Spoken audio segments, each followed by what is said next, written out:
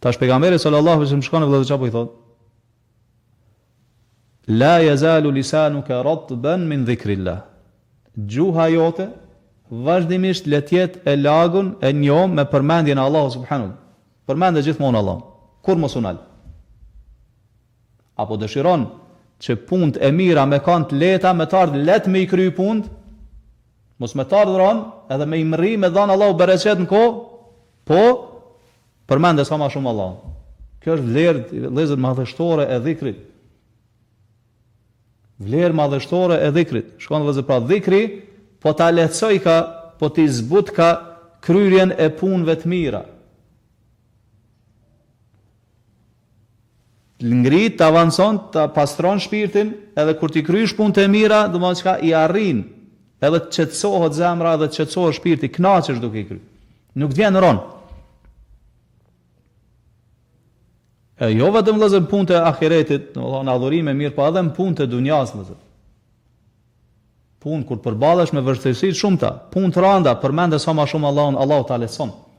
E për këtë vëllezër kemi ngjarjen e Aliut edhe Fatimes radhiyallahu anhuma, kur kanë kërkuar prej pejgamberit sallallahu alaihi wasallam, mi u dërguan një shërbëtor, mi u ndihmuan në çështjet e shtëpisë, sepse kanë qenë varfën, edhe kanë dhënë mund të madh rreth punëve shtëpisë. Aliu domethënë ka dalë, ka punu jashtë, Fatimja rreth shtëpisë, saqë edhe durt ju kanë ngriz duke punu, ju kanë ça për shkak të punëve të rënda. Edhe kanë kërkuar prej pejgamberit sallallahu alajhi wasallam ja caktuar një shërbëtor se s'po mundën, s'po arrin me i kry gjitha.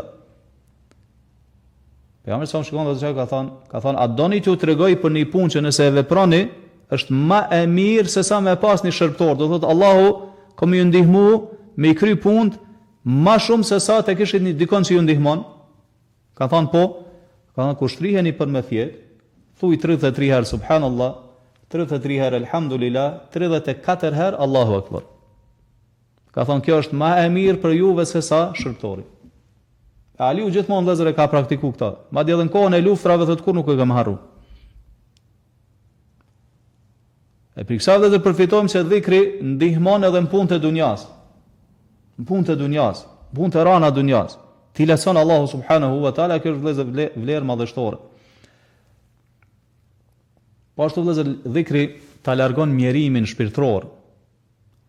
Thot Allahu faman ittaba'a hudaya fala yadhillu wala yashqa. Kushdo që e pason udhëzimin tim që e ka zbrit Allahu në Kur'an, as nuk ka me deviju, as nuk më kanë i mirë. Po thot Allahu ma anzalna alayka al-Qur'ana litashqa. Nuk ta kemi zbrit ne ty Kur'anin për me ta bëj jetën e mirë dhe të rënd.